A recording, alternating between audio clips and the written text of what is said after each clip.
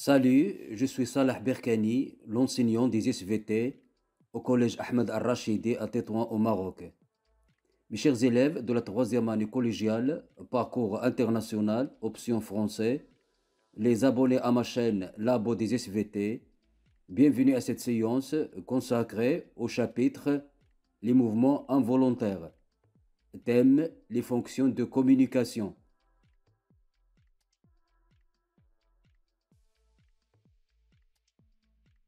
Tout d'abord, dans cette première activité, on va définir c'est quoi les mouvements involontaires. Mes chers élèves, lorsque vous touchez par mégare ou par inattention un interrupteur électrique imbibé d'eau, vous subissez un choc électrique. Votre main se retire brusquement, inconsciemment, sans votre volonté. Ça, on l'appelle un mouvement involontaire. Aussi, lorsque vous touchez la main d'une casserole très chaude, votre main se retire et se soulève spontanément, inconsciemment, rapidement et sans votre volonté. C'est un mouvement involontaire aussi. Ces mouvements sont donc des mouvements involontaires. On les appelle aussi des réflexes médulaires. Mes chers élèves, les mouvements involontaires ou les réflexes médulaires sont donc des réactions à des stimulations externes dangereuses. Ces mouvements sont automatiques, c'est-à-dire prévus. C'est-à-dire lorsque vous touchez un objet dangereux, votre main se retire automatiquement. Ces mouvements sont aussi innés, c'est-à-dire ils naissent avec nous. En effet, le rôle de ces mouvements, ils nous protègent, c'est-à-dire ils protègent notre corps contre les dangers extérieurs.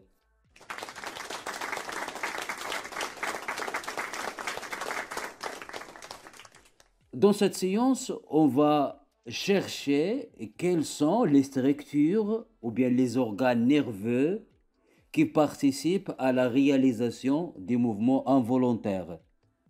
Pour répondre à cette question, on va étudier expérimentalement, c'est-à-dire avec des expériences, le réflexe de la flexion de la patte, c'est-à-dire le retire de la patte chez la grenouille. Dans cette deuxième activité, on va réaliser les expériences suivantes. Première expérience. On maintient une grenouille vivante par sa partie antérieure, comme le montre cette expérience, et puis on lui pique fortement et dangereusement sa patte postérieure avec une aiguille ou bien une pince. On observe que cette patte se retire brusquement et rapidement. Ce mouvement, c'est-à-dire la flexion de la patte, ou bien le retour de la patte, ou bien le retire de la patte, est un mouvement involontaire chez la grenouille. En effet, ce mouvement protège la grenouille du danger de l'extérieur. Alors, quels sont les organes et les structures nerveuses chez la grenouille qui participent dans le réflexe de la flexion de la patte chez la grenouille? Pour répondre à cette question, on peut proposer les hypothèses suivantes. Première hypothèse, peut-être le cerveau participe à la réalisation des mouvements involontaires, c'est-à-dire le mouvement de la flexion de la patte chez la grenouille. Deuxième hypothèse, peut-être la peau participe à la réalisation du mouvement involontaire chez la grenouille, c'est-à-dire la flexion de la patte. Troisième hypothèse, peut-être les nerfs participent à la réalisation des mouvements involontaires. Peut-être, quatrième hypothèse, peut-être la moelle épinière participe à la réalisation des mouvements involontaires.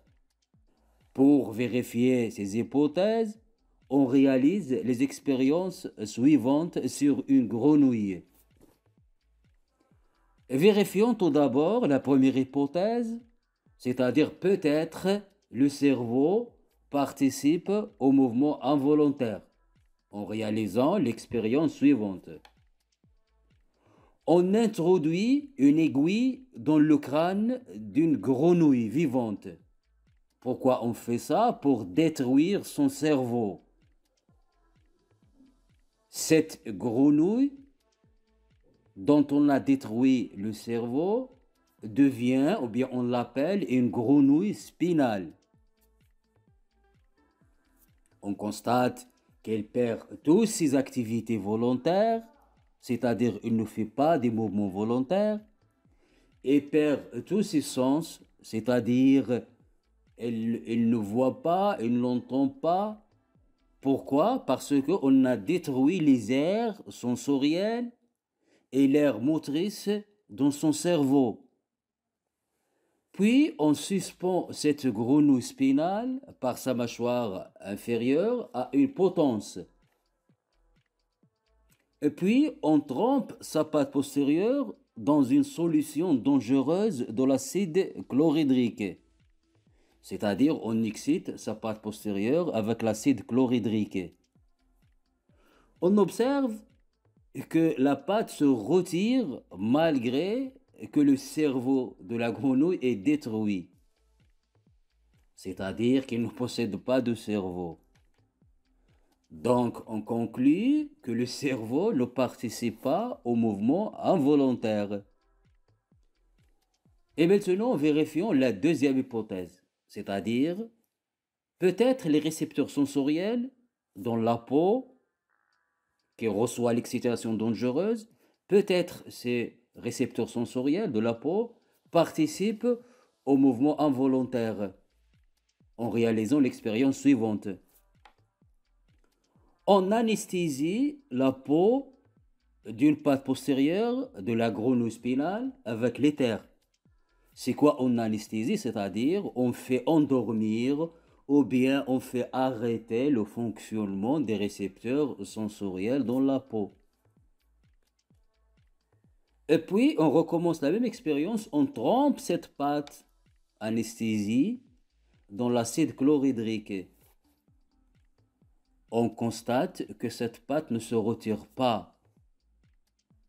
Donc, les récepteurs sensoriels de la peau participent au réflexe de la flexion de la patte chez la grenouille.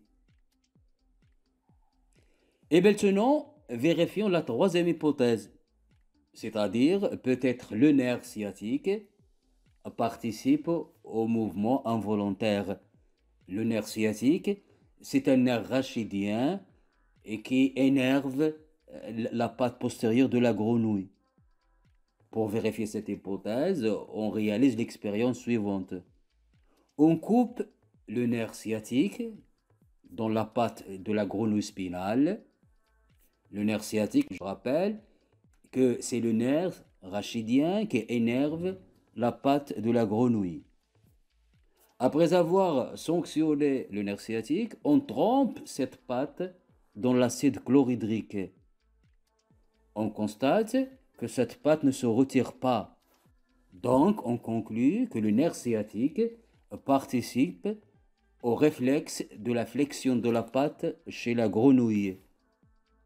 Et maintenant, vérifions la quatrième hypothèse, c'est-à-dire peut-être la moelle épinière participe au mouvement involontaire, c'est-à-dire la flexion de la patte chez la grenouille, en réalisant l'expérience suivante.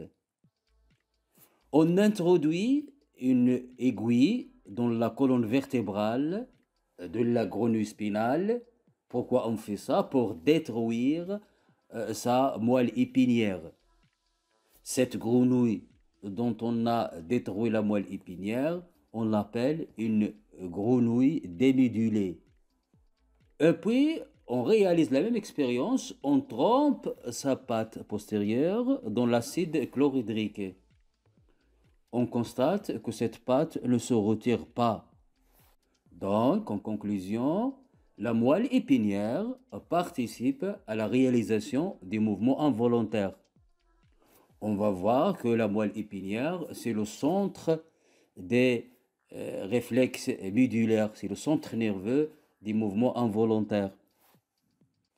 Donc, comme conclusion de ces expériences, les structures et les organes nerveux qui participent aux mouvements involontaires sont tout d'abord un récepteur sensoriel.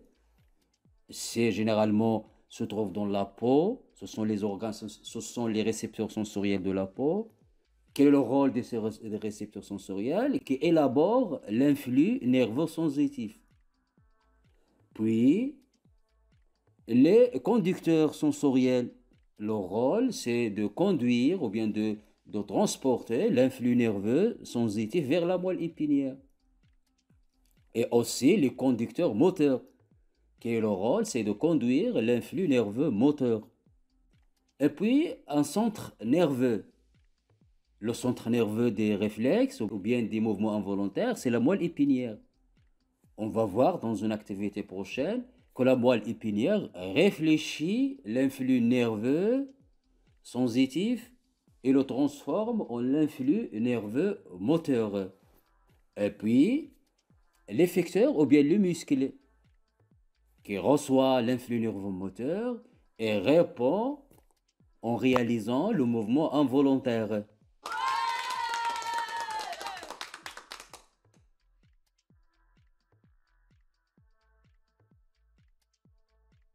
Et alors maintenant, dans cette activité, on va découvrir le trajet des influx nerveux, c'est-à-dire l'influx nerveux sensitif et l'influx nerveux moteur, lors d'un réflexe. C'est-à-dire, on va répondre à cette question, quel est le trajet des influx nerveux sensitifs et moteurs lors d'un réflexe médulaire? Pour répondre à cette question, on va découvrir tout d'abord la structure anatomique et histologique de la moelle épinière, c'est-à-dire tissulaire de la moelle épinière. En observant la moelle épinière, on constate que les nerfs rachidiens qui sont attachés à la moelle épinière sont attachés à la moelle épinière par deux racines, deux ramifications, deux racines. La racine postérieure, on l'appelle aussi la racine dorsale, la voici. Cette racine porte ce qu'on appelle le ganglion spinal, le voici. Et la racine antérieure, du côté d'avant, qui ne porte pas du ganglion spinal, la voici.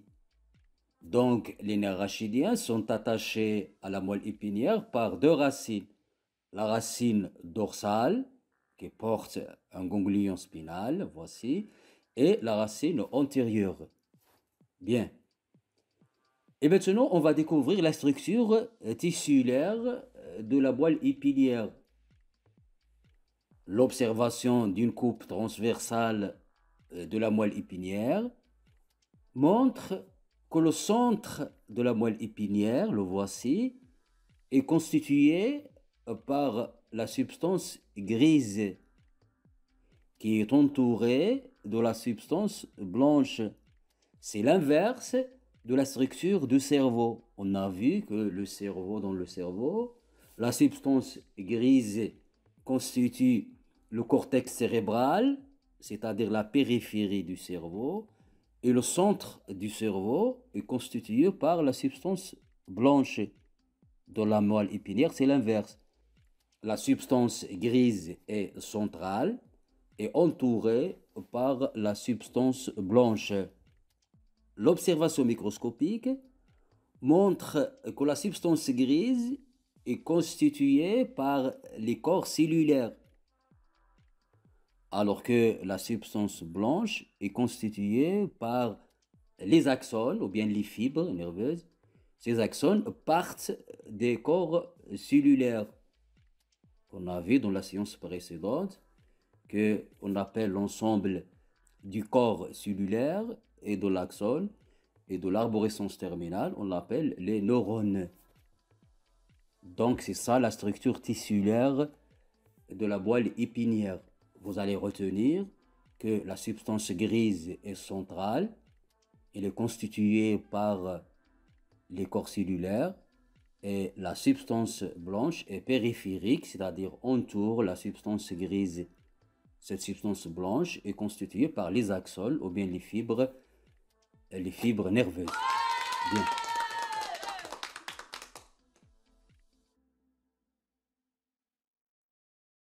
Et maintenant, on va découvrir quel est le trajet des influx nerveux sensitifs et moteurs qui arrivent à la moelle épinière et qui part de la moelle épinière lors d'un réflexe médulaire. On va analyser les expériences des deux scientifiques qui s'appellent Bell et un autre scientifique qui s'appelle Magendie. Ces deux scientifiques ont réalisé les expériences suivantes. Dans la première expérience, Bell et Magendie ont sectionné, c'est-à-dire ont coupé le nerf sciatique d'une patte postérieure chez un chien. Ils ont constaté l'absence de la sensation, c'est-à-dire cette patte perd sa sensibilité, et la paralysie, c'est-à-dire cette patte devient incapable de réaliser des mouvements. Pourquoi cette patte perd sa sensation et se paralyse? C'est parce que le nerf sciatique contient les fibres nerveuses sensitives qui conduisent l'influx nerveux sensitif et les fibres nerveuses motrices qui conduisent l'influx nerveux moteur. C'est pour cela qu'on dit que le nerf sciatique est un nerf mixte, c'est-à-dire il contient à la fois les fibres nerveuses sensitives et les fibres nerveuses motrices. Bien. Et puis, ils ont réalisé une deuxième expérience. Ils ont sanctionné, cette fois, ils ont coupé la racine postérieure. La voici ici. La racine postérieure du nerf sciatique, de la patte chez un chien. Ils ont observé l'absence de la sensibilité et la conservation des mouvements de cette patte. C'est-à-dire cette patte perd sa sensibilité, mais elle ne perd pas les mouvements. Pourquoi? C'est parce que la racine postérieure contient des fibres nerveuses sensitives.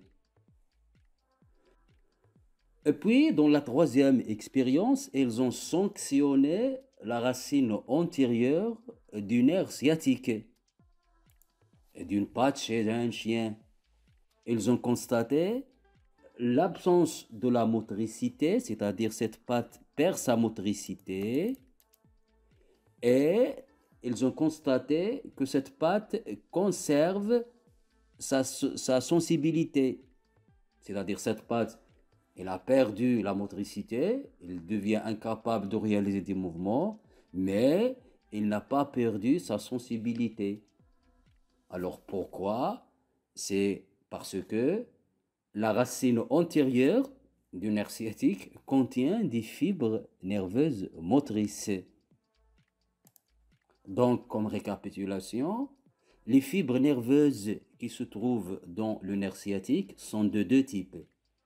Les fibres nerveuses sensitives et les fibres nerveuses motrices. Lorsque le nerf sciatique arrive à la moelle épinière, les fibres nerveuses sensitives entrent vers la moelle épinière par la racine dorsale. Et les fibres nerveuses motrices entrent, ou bien elles sont en contact avec la moelle épinière par la racine antérieure. Très bien.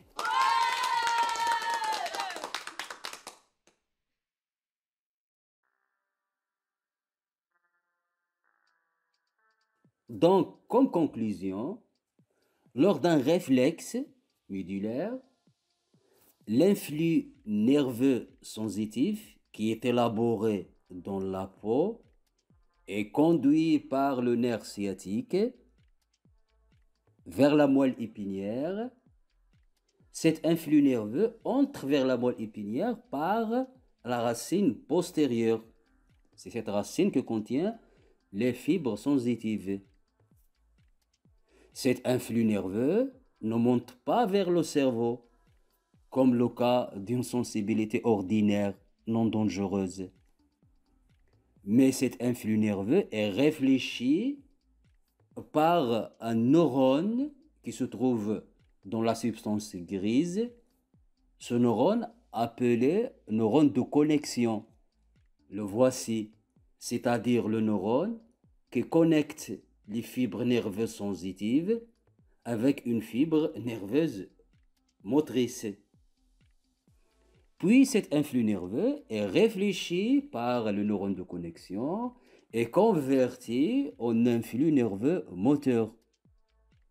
Cet influx nerveux moteur sort ou bien quitte la moelle épinière vers le muscle par la racine antérieure.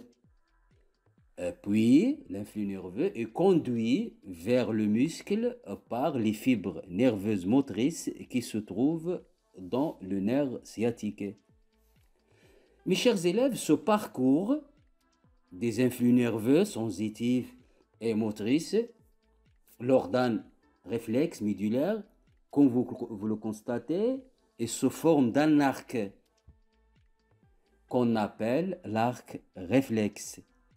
Donc, lorsque vous entendez la notion de l'arc réflexe, ça veut dire le parcours qui est arqué, se forme d'un arc, des influx nerveux sensitifs et moteurs lors d'un réflexe médulaire ou lors d'un mouvement involontaire. Très bien.